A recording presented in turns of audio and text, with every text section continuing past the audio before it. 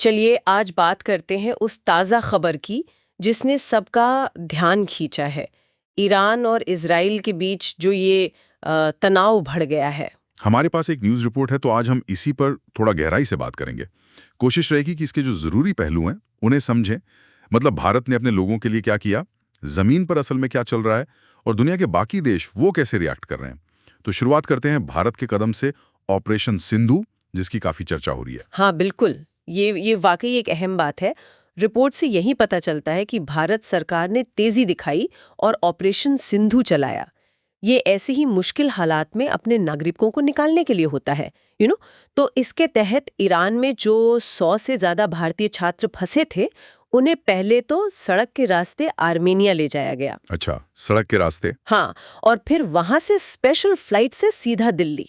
Report में जिक्र है कि दिल्ली एयरपोर्ट पर जब वो अपने परिवारों से मिले तो बहुत ही भावुक माहौल था। जाहिर है, ये दिखाता है कि ऐसी मुश्किल घड़ी में ये चीजें कितनी मायने रखती हैं। बिल्कुल। लेकिन जहां एक तरफ ये राहत वाली खबर है, वहीं दूसरी तरफ ईरान और इजराइल के बीच टेंशन तो बहुत ज्यादा बढ़ गया है। जमीनी हकीकत क्या है इस वक्त? हाँ, जमीनी हकीकत तो वाकई चिंताजनक है। इस रिपोर्ट में यह साफ बताया गया है कि इजरायली हवाई हमलों ने तेहरान और ईरान के कुछ और शहरों को निशाना बनाया है। और दुख की बात यह है कि इन हमलों में 200 से ज्यादा जानें गई हैं।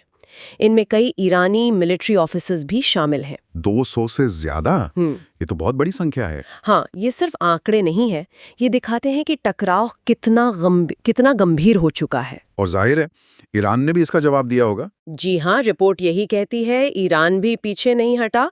उन्होंने इजराइल पर मिसाइलें दागी और वहां से भी 24 नागरिकों की मौत की खबर है। ईरान ने अपना एयर डिफेंस सिस्टम भी पूरी तरह एक्टिवेट कर दिया है और साथ ही वो दावा कर रहे हैं कि उन्होंने 18 संदिग्ध एजेंट्स को पकड़ा है। तो एक्शन दोनों तरफ से हो रहा है। अच्छा, ये तो हुई वहां के हालात की बात, लेकिन दुनिया भर में इस पर क्या हलचल है? खासकर अमेरिका का क्या कहना है? उनकी भूमिका तो हमेशा अहम रहती है ऐसे मामलों में। हाँ, अमेरिका का रुख वो थोड़ा दिलचस्प है। रिपोर्ट में प्रेसिडेंट ट्रंप का एक बयान है जो काफी गोलमोल सा लगता है। वो कह रहे हैं, हो सकता है हम शामिल हों, हो सकता है नहीं। ईरानी अधिकारी बातचीत चाहते हैं, लेकिन अब शायद बहुत देर हो चुकी है। मतलब कोई साफ स्टैंड नहीं। बिल्कुल। और जब अमेरिका जैसी बड़ी ताकत इस तरह से अनिश्चितता दिखाती है, तो स्थिति और ज्यादा उलझ जाती है ना? सही बात है। और ईरान की तरफ से भी कोई कड़ी प्रतिक्रिया आई है अमेरिका को लेकर? हाँ, आई है। ईरान के जो सुप्रीम लीडर है अयातुल्ला खामेनी, उन्होंने अमेरिका को सीधी चेतावनी दी है। कहा है कि अगर अमेरिका ने कोई दखलंदाजी की तो ईरान बड़े पैमाने पर जवाब देगा। ओहो, तो इससे तो तनाव कम होने के बजाय और बढ़ने का डर है। बिल्कुल। तो एक तरफ अमेरिका की अनिश्चितता है, दूसरी तरफ ईरान की धमकी। क्या कोई हालात को संभालने की, मतलब डीएस्केलेट करने की कोशिश भी कर रहा है? हाँ, कोशिशें तो हो रही हैं। रिपोर्ट बताती है कि जो यूरोपियन देश हैं, वो मामले को ठंडा करने के लिए ईरान से बातचीत का रास्ता खोलने की कोशिश में लगे हैं। हाँ। रूस के राष्ट्रपति पुतिन ने भी दोनों तरफ से शांति और संयम बरतने की अपील की है। अच्छा। और एक और बात ध्यान देने वाली है, जो रिपोर्ट में भी है, कि ऑस्ट्रेलिया भी भारत की तरह ही अपने नागरिकों को इजराइल से निकाल रहा है। हाँ, ये भी एक जरूरी पॉइंट है। ये दिखाता है कि कई देश फिलहाल सिचुएशन को कंट्रोल करने से ज्यादा अपने लोगों की सेफ्टी पर फोकस कर रहे हैं। तो अगर हम इस पूरी रिपोर्ट को समेटें, तो मोटी-मोटी बातें क्या निकल कर आती हैं? पहली, भारत का सफल ऑपरेशन सिंधु। हाँ। दूसरा, ईरान और इजराइल के बीच गंभीर सैन्य टकराव, जिसमें दोनों तरफ सिविलियन कैजुअल्टी हुई हैं। सही है। और तीसरा, दुनिया भर से मिलीजुली प्रतिक्रिया।